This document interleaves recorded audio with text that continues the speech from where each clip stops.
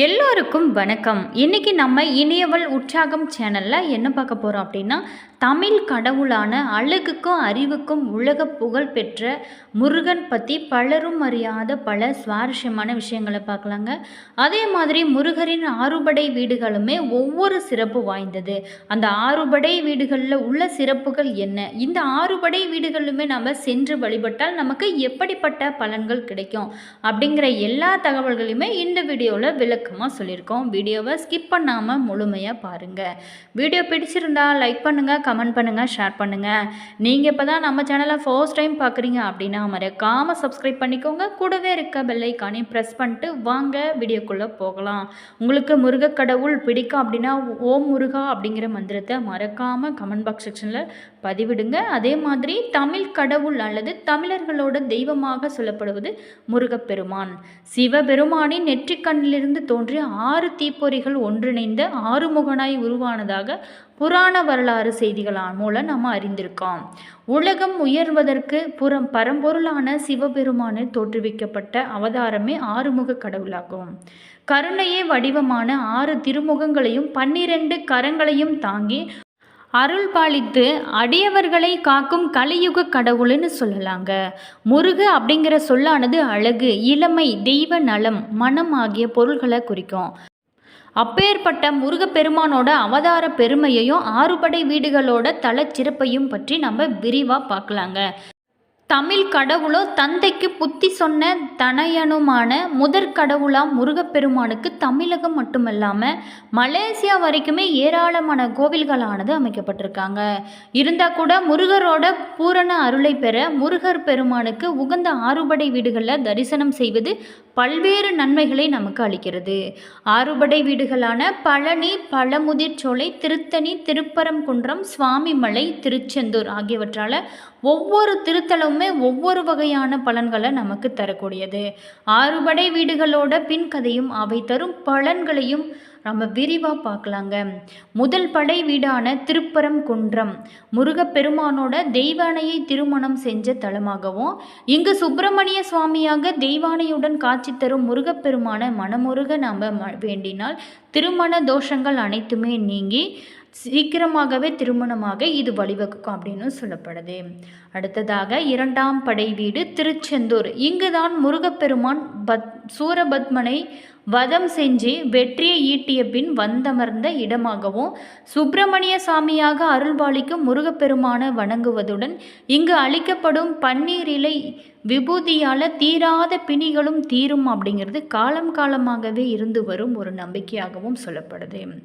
அடுத்ததாக மூன்றாம் படை வீடான பழனி மலை தாங்க முருகப்பெருமான் ஞான பழத்திற்காக ஈசனிடம் கோவித்து கோவணத்துடன் ஆண்டியாய் வந்து நின்ற இடமாகவும், ஆயுதம் எதுவுமே இன்றி கோவனாண்டியாய் வந்து சேர்ந்த இடமதலால் தண்டாயுதபாணியாக காட்சியளிக்கிறாரு.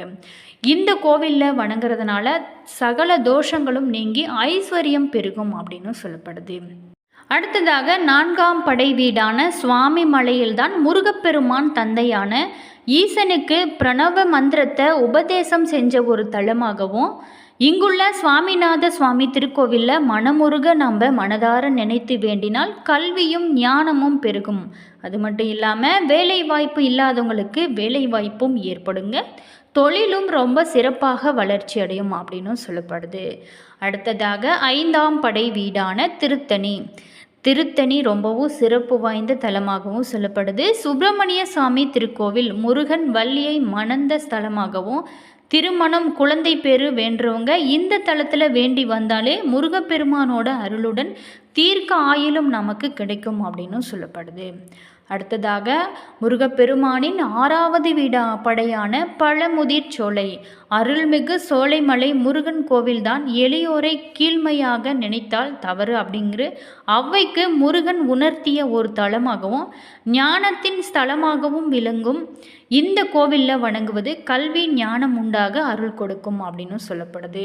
மேலுமே இந்த ஆறுபடை வீடுகளிலுமே முருகப்பெருமானை நினைத்து மனமுருக வேண்டவங்களுக்கு வாழ்வில் அனைத்து வளங்களும் அருளுமே முழுமையாக நமக்கு கிடைக்கும்.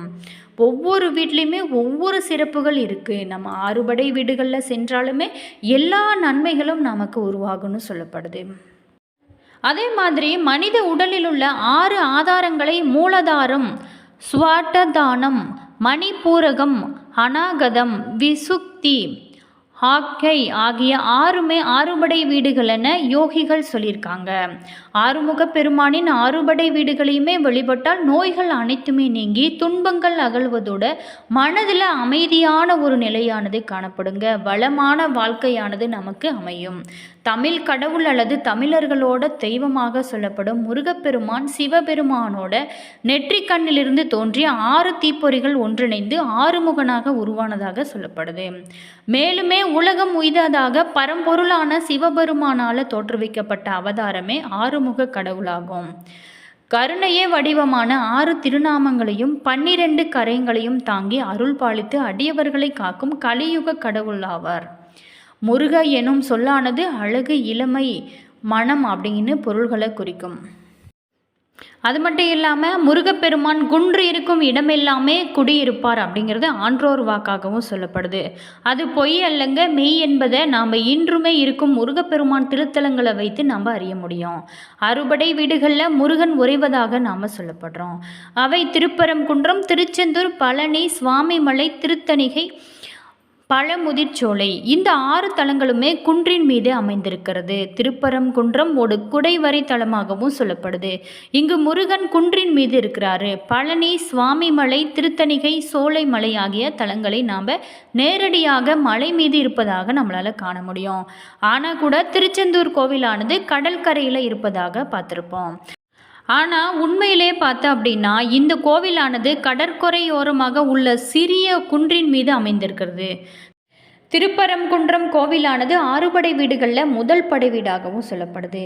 247 தேவார திருத்தலங்களில் இதுவும் ஒன்றுன்னு சொல்லப்படுது.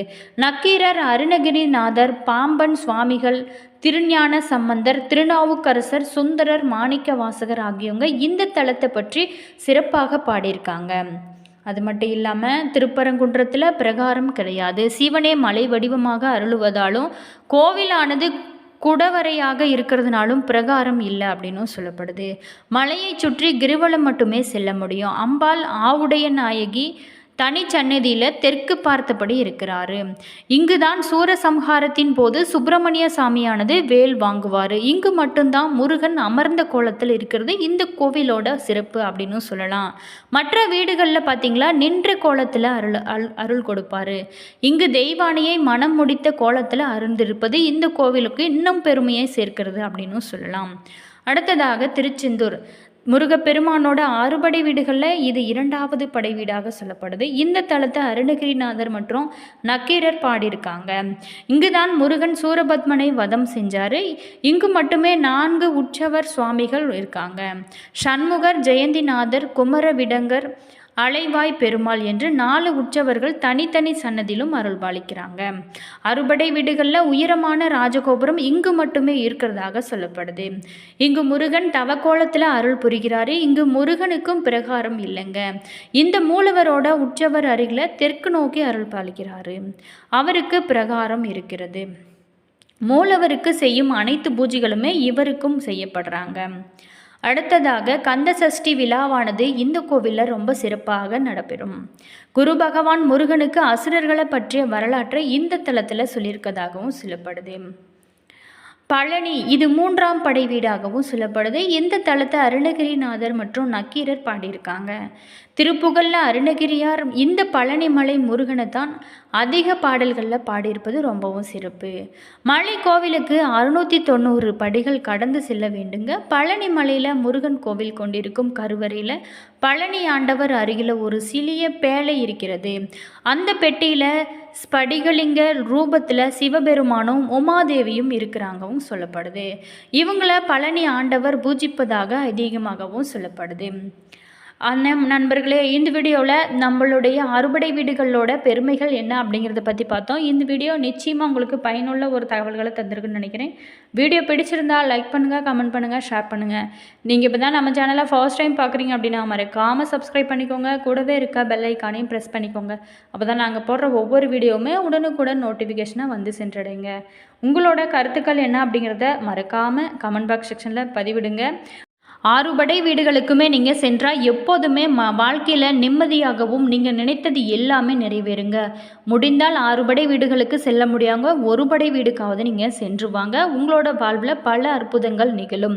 என்ன நண்பர்களே, இந்த வீடியோவில் நம்ம முருகப்பெருமானோட ஆறுபடை வீடுகளை பற்றி பார்த்தோம். உங்களுக்கு எந்த படை வீடு பிடிக்கும், நீங்கள் எந்த படை வீடுக்கு இப்போ போயிட்டு வந்தீங்க பக்கமாக அப்படிங்கிறத மறக்காமல் கமெண்ட் பாக்ஸ் செக்ஷனில் சொல்லுங்கள். All views, thank you.